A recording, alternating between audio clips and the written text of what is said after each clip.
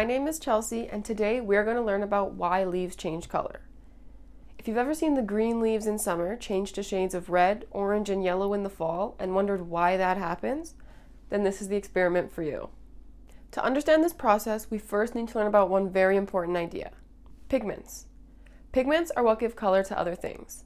There are man-made pigments, like the ones we see in paints, but there are also pigments that exist in the natural world, like those that give color to fruits, flowers, and leaves. There's one pigment in particular that's very important to plants, called chlorophyll. Chlorophyll is a green pigment, and it's why so many plants are green in color. But why do so many plants have this specific pigment? Well, chlorophyll plays a very important role in a process called photosynthesis. Photosynthesis is the process by which plants use the sunlight to make their own food. Chlorophyll's job is to absorb the sunlight that hits the plant throughout the day. That energy from the sunlight, combined with water and carbon dioxide, are what the plant takes in. Using those inputs, the plant then creates its own food in the form of sugars. During the process of photosynthesis, the plant also produces oxygen, which is in the air that we breathe in. So now we know why leaves are green, but why do they change color? Well, it turns out that chlorophyll is something called a dominant pigment, meaning that when it is in the leaf, it's so strong that it covers up any other pigments that are there as well. As the weather starts to cool when we enter fall, though, chlorophyll starts to break down because there isn't as much sunlight to absorb anymore. When this happens, all the pigments that were in the leaf all along start to show through. At this time, some common pigments we see are anthocyanin, which is a red pigment, carotene, which is an orange pigment, and xanthophyll, which is a yellow pigment. Let's see if we can reveal some of these hidden pigments in today's experiment.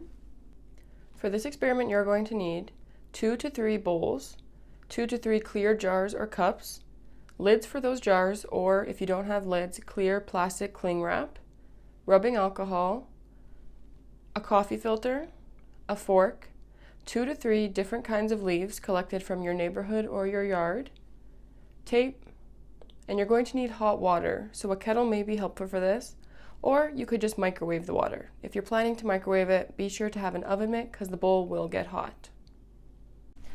The first thing we're going to want to do is collect our leaves from our yard or neighborhood if we haven't already. You're going to want to try to get from at least 2 different plants and collect 3 or 4 from each plant. I have these green and yellow ones, and then these just green ones from 2 plants in my backyard. Next, what we're going to need is a jar or a cup for each kind of leaf we have. I have 2 kinds of leaves, so I have 2 jars collected here. And what we're going to want to do is rip up each leaf into really small pieces and put them inside the jar. You want to make sure the pieces are nice and small because it's going to make our next step easier.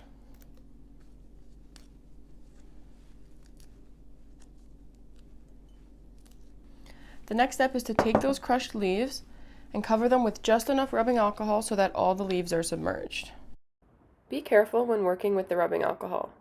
Do not put it near your eyes or mouth, and if you'd like to be extra careful, you could wear gloves.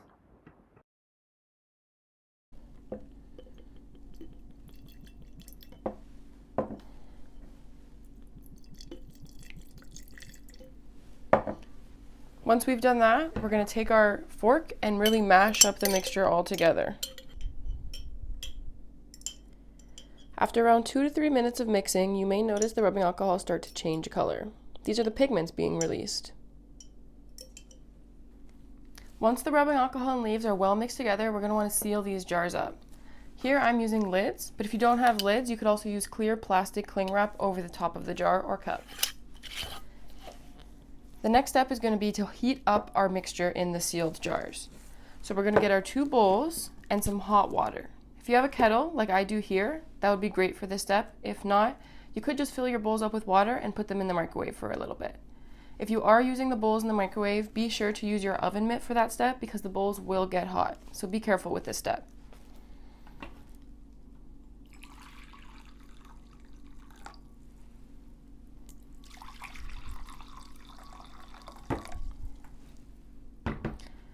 My bowls of hot water are ready. I'm going to take my 2 jars and place them into each bowl. Now this mixture is going to sit for about 20 minutes. You could pause the video here and go fill in some of your worksheet while we wait.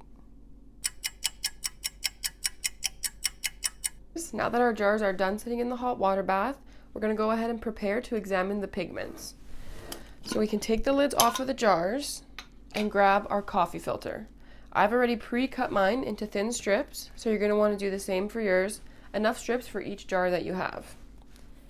Then you're going to take that strip and make sure the bottom is submerged in the liquid in the jar.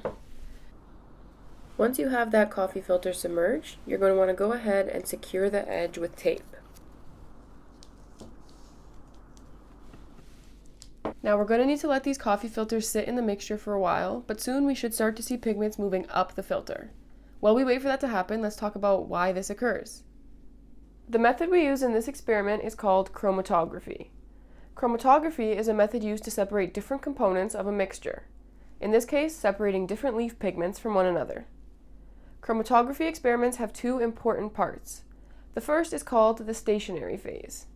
This part stays still and lets the different components move along it. In this case, our stationary phase was the coffee filters. The second important component is called the mobile phase. The mobile phase is the part that moves and pulls the components to be separated along with it. In our case, the mobile phase was the rubbing alcohol that we mixed the leaf pigments into. This mobile phase is important because it allows us to see the different separated parts. It allows for an important process called capillary action to occur. Capillary action occurs due to two forces working together: adhesion and cohesion. Let's talk about what both of these forces do in a little more detail. Cohesion describes how things like to stick to one another. Just like how gum is sticky, so are water molecules.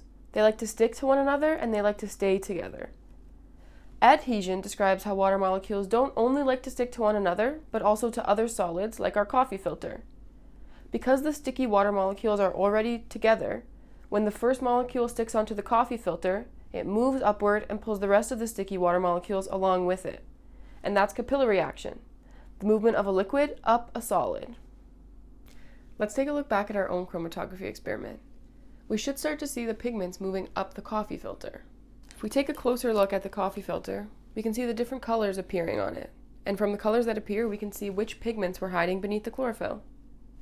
For both of mine, I see the green chlorophyll, but above I also see hints of yellow, meaning that xanthophyll is probably present in my leaves.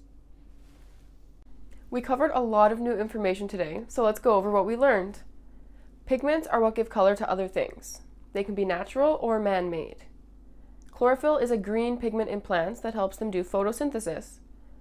Photosynthesis is the process by which plants make their own food, by taking in sunlight, water, and carbon dioxide and producing sugars and oxygen. Chlorophyll starts to break down in the fall and reveals other colorful red, yellow, and orange pigments. Chromatography is a method we can use to separate components of a mixture and involves a stationary and a mobile phase. Chromatography experiments rely on capillary action, which is the movement of a liquid up a solid. Capillary action happens due to two forces: cohesion, which is water molecules sticking to one another, and adhesion, which is water molecules sticking to another solid. Bye for now.